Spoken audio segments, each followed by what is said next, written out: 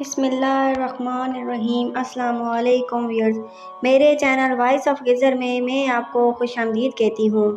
انسان اور جنات اپنی ابتدا سے ہی ایک دوسرے کے دشمن اور مخالف ہیں، ایک خاک سے جبکہ دوسرے کو آگ سے بنایا گیا۔ لیکن کیا آتش اور خاک کا ملاپ ممکن ہے؟ کیا جن اور انسان آپس میں شادی کر سکتے ہیں؟ عربی داستانیں ہمیں کیا بتاتی ہیں؟ اور اسلام کی نظر میں اس شادی کی کیا حیثیت ہے؟ اللہ تبارک و تعالیٰ نے اس کائنات میں بے شمار اعلی مخلوقات کو پیدا کیا ہے، لیکن اس دنیا میں دو ایسی مخلوق ہیں جن کو اصلاح کے لیے اللہ تعالیٰ نے نبیوں اور پیغمبروں کو مبعوث کیا۔ انہیں اللہ نے سوچ سمجھ عطا کی اور غلط اور صحیح میں چناؤ کا اختیار بھی دیا۔ اللہ کے یہ دو مخلوقات انسان اور جنات ہیں۔ جنات کی دنیا غیب اور اسرار میں چھپی ہے، جو انسان کی نظر سے پوشیدہ ہیں۔ جنات کی تاریخ انسانوں سے بھی پرانی ہے۔ حضرت آدم علیہ السلام کی پیدائش سے بھی پہلے جنات بڑے بڑے قبیلے کی شکل میں موجود تھے، لیکن جب دنیا میں اللہ تعالیٰ نے انسانوں کو آباد کرنے کا فیصلہ کیا تو جنات کو اونچی پہاڑیوں ویران جگہوں میں قید کر دیا۔ قومی جنات میں بھی انسانوں کی طرح مرد اور عورت جنت ہوتے ہیں، اور یہ بھی آپس میں شادی کر کے اپنی نسل کو آگے بڑھاتے ہیں۔ جنات آپس میں زناکاری، عشق، محبت، شادی، ہر نیک اور بد کام کرتے ہیں۔ جنات کی شادی بھی انسانوں کی طرح ہی ہوتی ہے۔ ان کی شادی میں بھی ڈھول، ناچ گانا ہوتا ہے، اور کہتے ہیں کہ ان کی شادی میں کھانے پینے کا انتظام بھی بڑا ہوتا ہے۔ ان کی شادی میں اپنے قبیلے اور دوسرے قبیلے مہمان سرداروں کو دعوت دی جاتی ہے۔ قدیم مذہبی اور غیر مذہبی کتابوں میں جنات اور انسان کی آپس میں شادی کے بہت سارے واقعات ملتے ہیں۔ بعض روایتوں میں یہ بھی ملتا ہے کہ جنات اور انسانوں میں آپس میں شادی ہوا کرتی تھی۔ چنانچہ بلقیس جو حضرت سلیمان علیہ السلام کی بیوی تھی، ان کی ماں اور باپ میں سے ایک جن تھے۔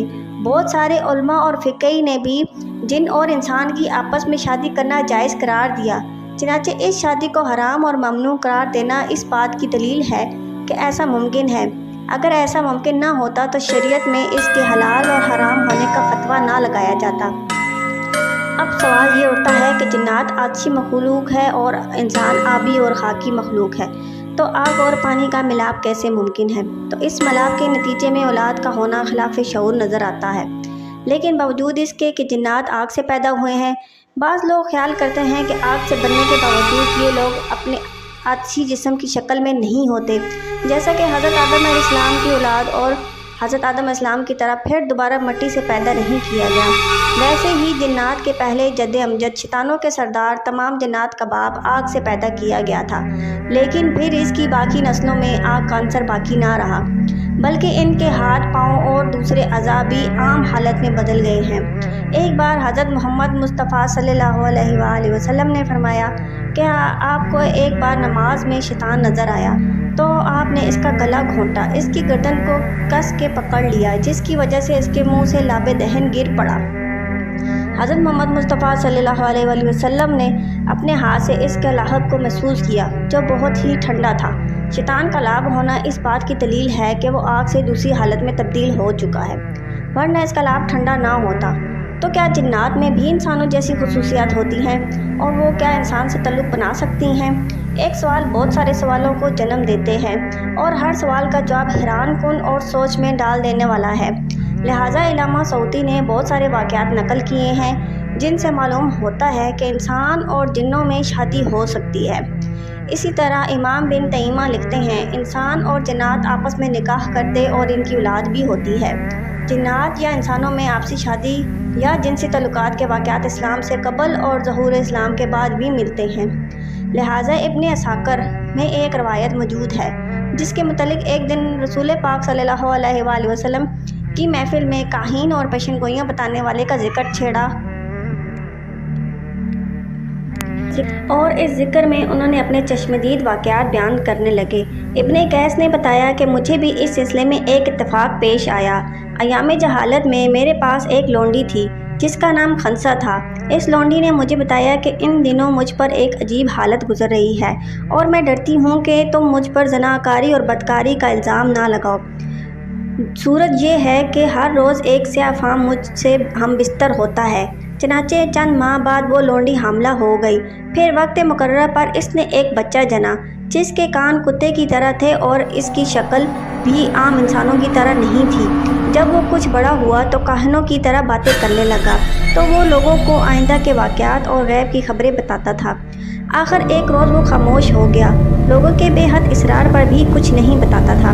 پھر اس نے کہا کہ مجھے ایک کمرے میں 3 روز کے لیے بند کر دو۔ لہٰذا ایسے ہی کیا۔ 3 روز بعد اس سے کمرے سے نکالا گیا تو اس نے بتایا کہ آخری نبی مکہ میں مبعوث ہو چکے ہیں اور میری زبان بند کر دی گئی ہے، اب میں غیب کی کوئی بات نہیں بتا سکتا ہے۔ اس واقعے کو رد و بدل کے ساتھ نقل کیا گیا ہے، اور وہ جو ہی یہ بات مکمل کرتا ہے اور زمین پہ لیٹ جاتا ہے اور وہیں مر جاتا ہے۔ اور بعض روایت میں یہ بھی موجود ہے کہ حضرت محمد مصطفیٰ صلی اللہ علیہ وآلہ وسلم اس واقعے کی تصدیق فرمائی ہے۔